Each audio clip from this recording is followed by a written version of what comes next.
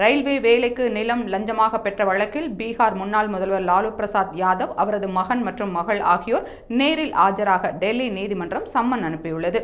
ராஷ்டிரிய ஜனதா தள தலைவர் லாலு பிரசாத் யாதவ் 2004ஆம் ஆண்டு முதல் 2009ஆம் ஆண்டு வரை ரயில்வே அமைச்சராக பணியாற்றிய காலத்தில் மேற்கு மத்திய ரயில்வே மண்டலத்தில் பணி நியமனம் செய்ய நிலங்களை லஞ்சமாக பெற்றதாக குற்றச்சாட்டு எழுந்தது.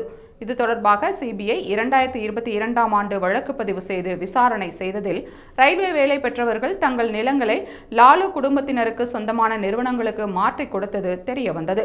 மேலும் லாலு மனைவி ரபரி தேவி மற்றும் மகள் ஹேமா யாதவ் ஆகியோரும் ரயில்வேயில் வேலை பெற்றவர்களிடம் இருந்து நிலங்களை பெற்று அவற்றை 3.5 கோடி ரூபாய்க்கு விற்ற நிலையில் இந்த பணம் லாலு குடும்பத்தினரின் இதர நிறுவனங்களுக்கு மாற்றம் செய்யப்பட்டதாக அமலாக்கத்துறை குற்றம் சாட்டியது.